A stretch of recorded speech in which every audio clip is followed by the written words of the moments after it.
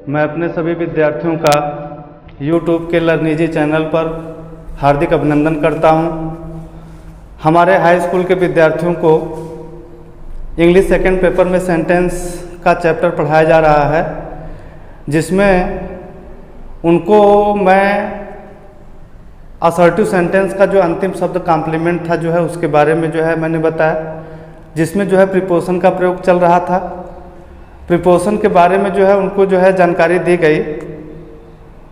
अब मैं अपने विद्यार्थियों को सिंपल सेंटेंस के जो 5 प्रकार होते हैं, assertive sentence, interrogative, imperative, optative और एक्सक्लेमेटरी सेंटेंस, इनका जो है स्ट्रक्चर जो है बोर्ड पे जो है लिखा गया है। और मैं अपने विद्यार्थियों को ये बताना चाहूँगा कि इन सेंटेंस के जो स्ट्रक्चर है जो है इनमें जो है सभी शब्दों के बारे में जो है उनको जो है क्यों जानकारी कराई गई। मैंने असर्टिव सेंटेंस का स्ट्रक्चर लिखा तो असर्टिव सेंटेंस की जो है डिफिनीशन बताई कि जिस वाक्य से कार्य के होने अथवा न होने की सूचना पाई जाती है वाक्य असर्टिव सेंटेंस होता है। असर्टिव सेंटेंस जो है 2 प्रकार के होते हैं, एक अफर्मेटिव होता है, दूसरा जो है निगेटिव होता है।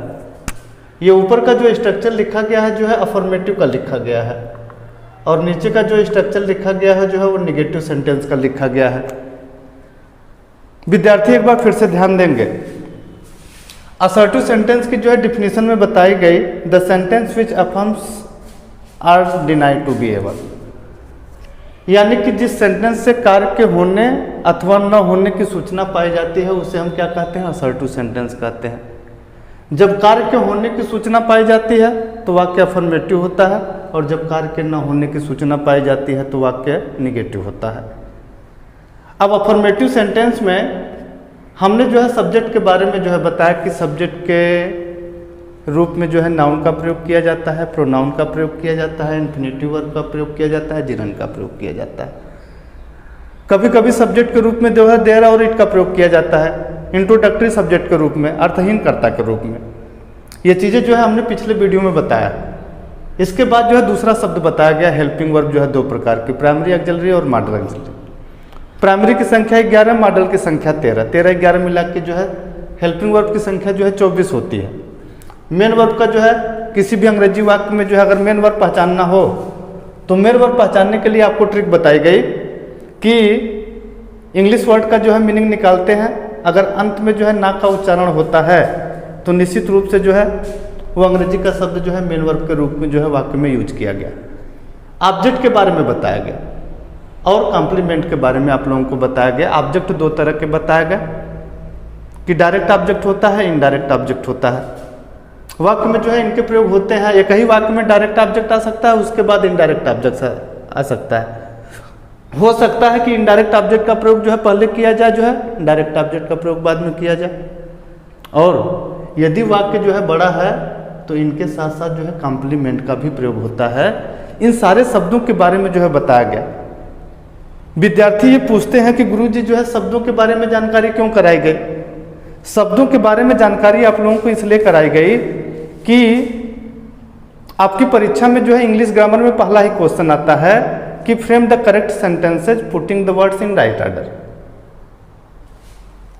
बिगड़े हुए क्रम के शब्दों को जो है सही क्रम में करके सही वाक्य बनाना होता है। तो यदि शब्दों के बारे में अच्छी जानकारी रहेगी तो निश्चित रूप से जो है शब्द के जगह कौन सा शब्द रखना है आप जो है क्लियर कर पाएंगे। हेल्पिंग वर्ब में क्या रखना है आप क्लियर कर लेंगे, मेन वर्ब, ऑब्जेक्ट या कॉम्प्लीमेंट में क्या रखना है आप क्लियर कर पाएंगे। इस नाते जो है शब्दों के विषय में जो है जानकारी कराई गई। और इसके बाद यही सारे शब्द जो है आपको लगभग जो है सभी सूत्र में मिलेंगे, चाहे आपको जो है अफर्मेटिव फ्रेम करना हो, चाहे नेगेटिव फ्रेम करना हो, इंट्रागेटिव सेंटेंस, चाहे इंपरेटिव सेंटेंस। जिन शब्दों को आपने जो है पहले जान लिया है लगभग जो है सभी सूत्रों में जो है वही शब्द मिलेंगे। और आपको जो है बिगड़े हुए क्रम के वाक्यों को जो है सही क्रम में जो है करने के लिए जो है आसानी होगी, क्योंकि आप शब्दों के विषय में जो है जान चुके हैं। नीचे जो है निगेटिव सेंटेंस जो है दिया गया है। निगेटिव सेंटेंस में कार्य के न होने की सूचना पाई जाती है। हेल्पिंग वर्ब के बाद जो है नॉट बढ़ता है। निगेटिव सेंटेंस में नेवर का भी प्रयोग होता है। बहुत से निगेटिव के वर्ड है जो है, नोबडी है, नो वन है, नेवर है, नॉट है, तमाम ऐसे जो है निगेटिव के वर्ड हैं। अब दूसरे नंबर पे जो है इंट्रागेटिव सेंटेंस है। इंट्रागेटिव सेंटेंस के विषय में क्या कहा जाता है? इंट्रागेटिव सेंटेंस के विषय में जो है आपको जब डिफिनेशन बताई जाती है तो यही बताई जाती है कि the sentence that ask question, जिस सेंटेंस से प्रश्न पूछने का कार्य होता है उसे हम जो है इंट्रागेटिव सेंटेंस कहते हैं। पहचान बहुत सरल है। आप जब इंट्रागेशन का मार्क देखेंगे जो है तभी समझ जाएंगे कि हमारा अंग्रेजी का वाक्य जो है इंट्रागेटिव सेंटेंस है। लेकिन इंट्रागेटिव सेंटेंस में दो तरह के वाक्य होते हैं, यस या नो टाइप इंट्रागेटिव सेंटेंस होता है और WH टाइप इंट्रागेटिव सेंटेंस होता है। यस या नो टाइप की स्टार्टिंग जो है हेल्पिंग वर्ब से होती है, अंत में इंट्रागेशन का मार्क पाया जाता है। और WH टाइप का इंट्रागेटिव सेंटेंस होता है, उसकी स्टार्टिंग जो है इंट्रागेटिव वर्ड से होती है और अंत में जो है इंट्रागेशन का मार्क पाया जाता है। इंट्रागेटिव वर्ड जो है बहुत सारे होते हैं, विद्यार्थी जानते भी होंगे। What, when, why, where, how, who, how many, how much, which या हुज, तमाम ऐसे इंट्रागेटिव वर्ड हैं जिनसे इनकी स्टार्टिंग होगी जो है और अंत में जो है इंट्रागेशन का मार्क पाया जाता है। जो तीसरा स्ट्रक्चर इंट्रागेटिव का लिखा गया है उसमें विद्यार्थियों को जब ट्रांसलेशन पढ़ाया जाता है तो एक नियम बताया जाता है। एक नियम जो है ये बताया जाता है कि नियम यह है कि विद्यार्थी विद्यार्थियों को जो है एक नियम बताया जाता है कि जब इंट्रागेटिव वर्ड जो है प्रश्न पूछने के साथ साथ सब्जेक्ट का कार्य करे तो अनुवाद करते समय यहां पे जो है नियम ये बताया जाता है कि यदि इंट्रागेटिव वर्ड जो है प्रश्न पूछने के साथ साथ जो है सब्जेक्ट का काम करे तो इंट्रागेटिव वर्ड के बाद जो है किसका प्रयोग करते हैं? जो है हेल्पिंग वर्ब का प्रयोग करते हैं और उसके बाद जो है मेन वर्ब का प्रयोग करते हैं। जबकि और स्ट्रक्चर में जो है इंट्रागेटिव वर्ड के बाद हेल्पिंग वर्ब है, इसके बाद तीसरे नंबर पे सब्जेक्ट है। लेकिन जब इंट्रागेटिव वर्ड जो है प्रश्न पूछने के साथ साथ सब्जेक्ट का कार्य करेगा तो तीसरे नंबर पे सब्जेक्ट का स्थान जो है इसका खाली रहेगा, यानी कि आपका स्ट्रक्चर हो जाएगा कि पहले इंट्रागेटिव वर्ड, हेल्पिंग वर्ब, तब मेन वर्ब आएगा, उसके बाद ऑब्जेक्ट या कॉम्प्लीमेंट आएगा। तो इंट्रागेटिव में तो तीन स्ट्रक्चर जो है विद्यार्थियों के सामने लिखे गए। इसके बाद तीसरा स्ट्रक्चर जो है इंपरेटिव सेंटेंस का है। इंपरेटिव सेंटेंस में विद्यार्थियों को ये बताया जाता है कि वाक्य की शुरुआत जो है मेन वर्ब के फर्स्ट फॉर्म से होती है, अंत में फुल स्टॉप लगा रहता है। मेन वर्ब का फर्स्ट फॉर्म ऑब्जेक्ट या कॉम्प्लीमेंट, स्टार्टिंग मेन वर्ब के फर्स्ट फॉर्म से होती है, ऑब्जेक्ट कॉम्प्लीमेंट उसके बाद रहता है। इसमें आपका जो है ऑर्डर आता है और एडवाइज आता है। और बी में प्लीज काइंडली से जो है स्टार्टिंग होती है, उसके बाद एम बी फर्स्ट रहता है, तब ऑब्जेक्ट कॉम्प्लीमेंट रहता है। इसमें जो है रिक्वेस्ट होता है। और तीसरे स्ट्रक्चर में जो है वाक्य की शुरुआत जो है डोंट से होती है, उसके बाद एम बी फर्स्ट रहता है, उसके बाद ऑब्जेक्ट कॉम्प्लीमेंट रहता है। इसमें मनाही का भाव प्रकट होता है, इसको हम कहते हैं प्रोहिबिशन। और जिस इंपरेटिव सेंटेंस से जो है सुझाव का भाव प्रकट होता है उसकी स्टार्टिंग हम लेटर से करते हैं, उसके बाद एम बी फर्स्ट आता है, उसके अंत में भी फुल स्टॉप रहता है। इससे भाव प्रकट होता है जो है सजेशन का, सुझाव जिसको बोलते हैं। अक्सर ये क्वेश्चन किया जाता है सलाह और सुझाव में क्या अंतर है? तो सलाह में व्यक्ति जो है सलाह देख के जो है उस सलाह में शामिल नहीं होता है, बल्कि जो है उससे अलग हो जाता है। लेकिन सुझाव में सुझाव देने वाला व्यक्ति जो है उस सुझाव में खुद भी शामिल रहता है। ये दोनों जो है अंतर है जो है सलाह और सुझाव में। अंतिम स्ट्रक्चर है इंपरेटिव सेंटेंस का कि लेट मी से स्टार्टिंग हो सकती है, लेट हिम से स्टार्टिंग हो सकती है, लेट हर से स्टार्टिंग हो सकती है, लेट देम से स्टार्टिंग हो सकती है। उसके बाद एम बी फर्स्ट रहता है, ऑब्जेक्ट या कॉम्प्लीमेंट। ऐसे वाक्यों में जो है प्रायः इच्छा का भाव प्रकट होता है, यानी कि इंपरेटिव सेंटेंस में हम कह सकते हैं कि इंपरेटिव सेंटेंस से आज्ञा, प्रार्थना, सलाह, सुझाव, मनाही या कभी कभी जो है इच्छा का भाव प्रकट होता है। ये इंपरेटिव सेंटेंस की जो है डिफिनेशन है।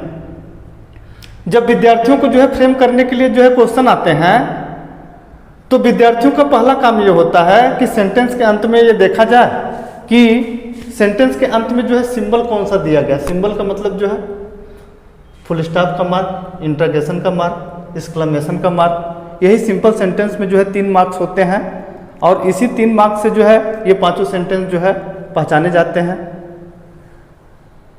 अगर बिगड़े हुए क्रम के वाक्य में फुल स्टॉप का मार्क दिया गया है तो विद्यार्थियों को ये समझना है या तो वाक्य जो है असर्टिव बनेगा या तो वाक्य इंपरेटिव बनेगा, क्योंकि दोनों ही सेंटेंस के अंत में जो है फुल स्टॉप का मार्क पाया जाता है। असर्टिव सेंटेंस रहेगा तब भी फुल स्टॉप का, और इंपरेटिव सेंटेंस रहेगा तो ये स्ट्रक्चर दिए गए जो है सबके अंत में जो है फुल स्टॉप का मार्क पाया जाता है। अगर विद्यार्थियों को जो है बिगड़े हुए क्रम के वाक्य में इंटरगेशन का मार्क लगा हुआ है तो निश्चित रूप से विद्यार्थियों को ये समझना है कि इंटरगेटिव ही फ्रेम होगा। अब इंटरगेटिव में जो है यस या नो टाइप फ्रेम होगा कि जो है WS टाइप। तो बिगड़े हुए क्रम में जो है देख लीजिएगा कि WS टाइप का कोई वर्ड आया है कि नहीं। यदि WS टाइप का कोई वर्ड आया है तो निश्चित रूप से WS टाइप जो है फ्रेम होगा। अगर WS टाइप का कोई वर्ड नहीं आया है तो निश्चित रूप से जो है यस या नो टाइप जो है फ्रेम करेंगे। इंपरेटिव सेंटेंस का स्ट्रक्चर जानने के बाद अब विद्यार्थियों को जो है चौथा सेंटेंस क्या है, जो है ऑप्टेटिव सेंटेंस।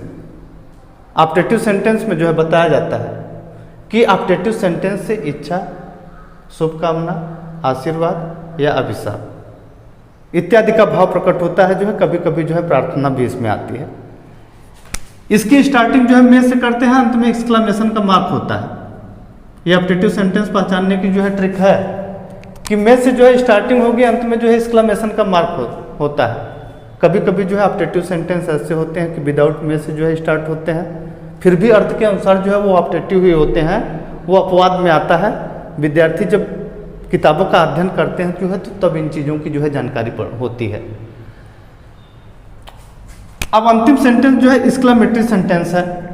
एक्सक्लेमेटरी सेंटेंस की डिफिनीशन क्या है कि एक्सक्लेमेटरी सेंटेंस में शोक, दुख, आश्चर्य, विस्मय, हर्ष, प्रशंसा, क्रोध, घृणा, अपमान इत्यादि का भाव प्रकट होता है।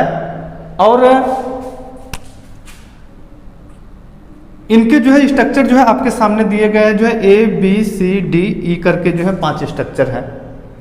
पहला जो स्ट्रक्चर जो लिखा गया है कि हाउ या व्हाट से जो है स्टार्टिंग होती है, एडजेक्टिव का प्रयोग रहता है, नाउन सब्जेक्ट का प्रयोग करते हैं, हेल्पिंग वर्ब रहता है। इससे जो है आश्चर्य या विस्मय होता है, जो है कोष्टक में हम लिख सकते हैं सरप्राइज। ब्रेवो वेल्डन है, प्रशंसा सूचक शब्द होते हैं। अगर विद्यार्थी जो है ये एक्सक्लेमेशन के वर्ड जो है ध्यान में रखें तो निश्चित रूप से एक्सक्लेमेटरी सेंटेंस की रिकॉग्नाइज जो है बहुत आराम से कर सकते हैं, उन्हें कोई दिक्कत नहीं होती है। ब्रेवो वेल्डन प्रशंसा सूचक शब्द है, इससे प्रशंसा का भाव जो है प्रकट होता है। और उसके बाद असर्टिव सेंटेंस रहते हैं।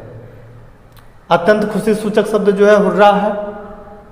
उसके बाद असर्टिव सेंटेंस रहता है, जो है इसको हम लिख सकते हैं कोष्टक में एक्सट्रीमली जो है, एक्सट्रीमली जो है ORLS, इससे शोक का भाव प्रकट होता है या दुख का भाव प्रकट होता है।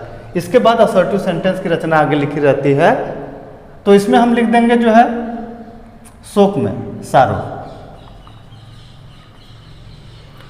और 2 एक्सक्लेमेशन के वर्ड है, जो है फाई फाई, छी छी, पू माने छी। और उसके बाद असर्टिव सेंटेंस दिया रहता है, इससे जो है घृणा का भाव प्रकट होता है। ब्रैकेट में हम दिखा सकते हैं कि हेट्रेड। तो ये तमाम सिंपल सेंटेंस के जो है स्ट्रक्चर थे, जिनको आपको जो है डिफिनीशन, इनको जो है पहचानने की जो है ट्रिक, ये सारी चीज़ें जो है बताई गई।